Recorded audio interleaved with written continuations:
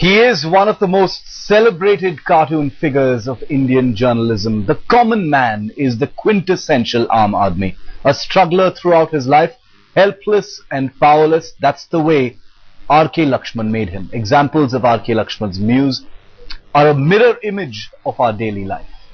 The government this week launched a new form of financial terror. It restricted your use of gas cylinders at subsidized rates to 6 per year.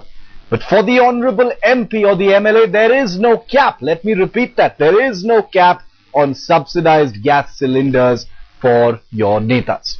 He or she can avail as many as 20 to 30 cylinders in a year, all of them at subsidized rates, while you pay through your nose from now on, beyond the recently stipulated 6th cylinder every year. You miss out on paying your power bill on time. Rest assured the connection will be cut soon after the notice period expires. Have you ever heard a member of parliament facing a power cut because of non-payment? They continue to run up huge bills, but nobody's ever heard of an MP sitting in his home in the dark. In fact, a man in the national capital allegedly killed himself as he was pushed to the brink by a discom. Our show today looks into these inequities and lets you voice your opinion.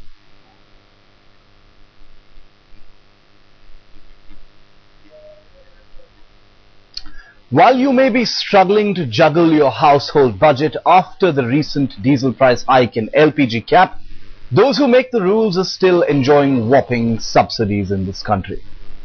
On the one hand, where the cabinet has justified the recent caps on LPG cylinders based on a report by a panel headed by Nandan Nilekani, what the committee conveniently forgot to mention was the other part of the same report, which suggested the ending of subsidies for our netas. The Petroleum Ministry, at least in public, has turned a blind eye to that part of the report, which recommended doing away with subsidized fuel and gas cylinders for all those holding constitutional posts, public representatives like MLAs and MPs, and that their supplies should be at market rates. At a time when the common man is looking at steep inflation due to hike in diesel prices, our parliamentarians enjoy a varied range of subsidies, right from free telephone calls worth lakhs to free air and rail travel, even subsidized electricity. Nothing seems to be a struggle for our honorable MPs and MLAs. But when asked about the privileges given to them, almost all politicians were seen disagreeing with the idea. Or is this what they made us believe, despite the proven facts and figures? MP और MLA को subsidy पे MP से gas oxygen मिलता है, क्या लगता है कि उसको मिलता है? बेकार का आपको जानकारी नहीं रहता है। हम भी तो एमपी हैं, कहाँ मिलता है? नो एमपी में लोग नहीं, नहीं कुछ नहीं, कौन बोलता है? जी नहीं, आपकी जानकारी के लिए हम लोगों से कूपन, इससे अगर गरीब आदमी चाहे तो गैस हाउस का फर्क दे सकते। और मैं बिल्कुल तैयार हूँ, कुछ को विचार करिए, इसको कोई दिक्कत नहीं। We don't feel that MLAs and MPs should be a privileged class in that matter. What is not available to the common man should be available to the MPs. Because on many of the privilege issues, Congress party holds the view that MPs should have the facilities to work, but they should not have special privileges. जो cylinder आम आदमी को मिले वही सांसद को भी मिले, क्योंकि सांसद भी आम आदमी के प्रतिनिधि हैं, उसके लिए अलग से कोई बेनिफिट देने की जरूरत नहीं हम मानते। हम ये कहते हैं कि अगर हमारी जनता दर्द में है, उस दर्द को महसूस हम भी करेंगे।